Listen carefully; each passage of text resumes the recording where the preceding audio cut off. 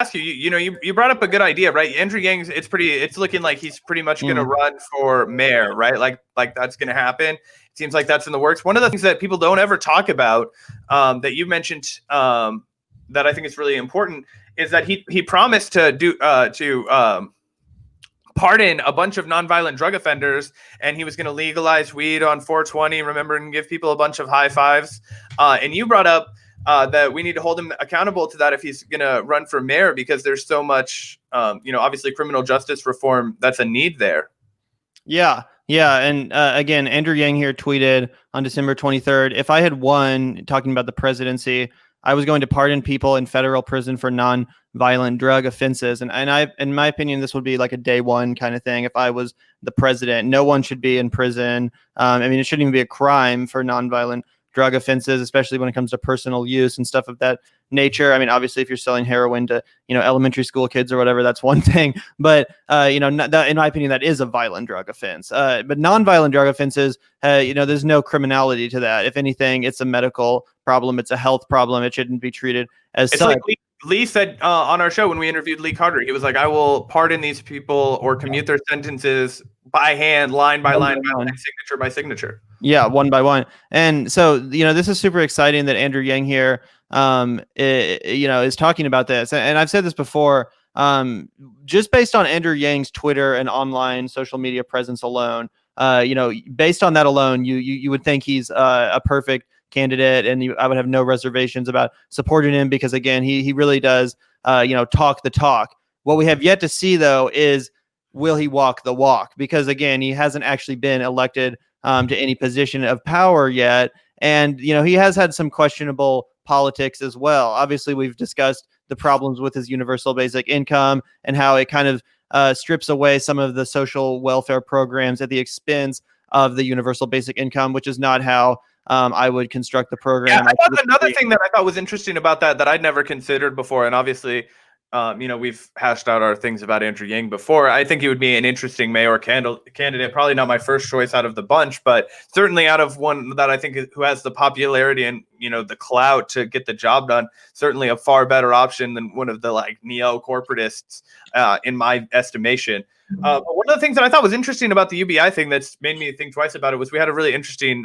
conversation with law professor Vina Dubal, and she raises a concern about how that would impact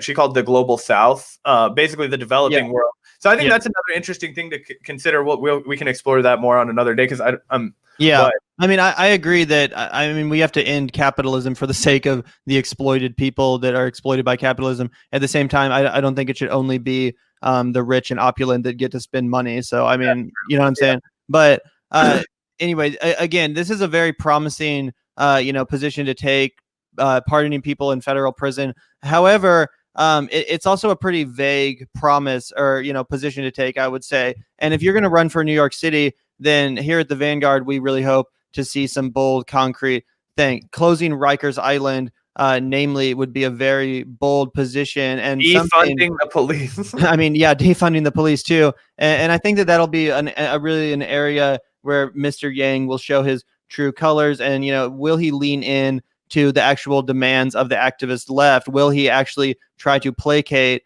or at least, adequately respond to the movement for Black lives? Because obviously New York City is very, has a lot of inequality, and a lot of areas of New York City are infamously over policed. A lot of, Black and brown communities, low income communities that have been marginalized and over policed. Stop and frisk. Yeah, if you've ever seen Do the Right Thing, obviously Spike Lee painted a very, damning portrait of the, over policing and the way that the community, interacts with the police in Brooklyn. Obviously, that was quite a few years ago, but I think that, that kind of sentiment holds up. And obviously, with what we've seen over the last year or two, and especially during the pandemic, we saw a lot of police brutality in New York City. I think, obviously, their police budget is probably very bloated. And obviously, Rikers Island, as we've talked about. I don't want to interrupt you, but in the wake of the George Floyd protests, Bill de Blasio announced cuts to just about fucking everything, and then announced a bunch of new hires, which I believe took place in October.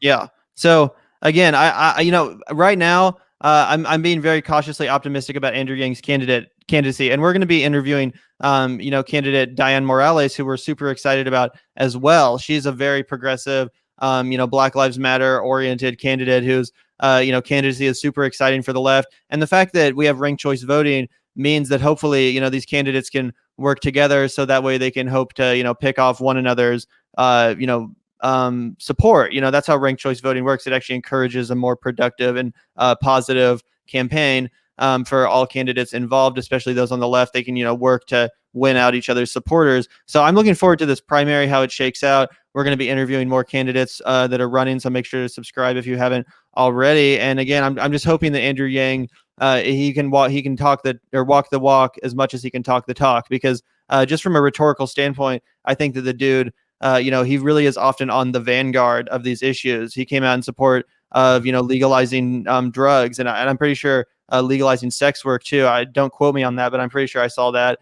He's been advocating for ranked choice voting. Obviously, I'm also a huge supporter of universal basic income, despite my disagreements with the way he crafted his policy of the freedom dividend. And obviously, I really also do. I really do respect Andrew Yang for throwing his name behind and supporting so many really progressive insurgent candidates. Much to the ire of the Democratic Party, probably he really did endorse against incumbents. A lot of candidates that we talked to on the show that were really repping the right values that were to the left of him, frankly. He supported and gave them his clout. He, gave them his social media boost that comes along with being associated with him. He's obviously one of the most online politicians and is very pioneering in connecting and building an online audience. So I'm looking forward to seeing what happens, and I just hope I'm not disappointed. I hope I don't have to, eat my words on this one.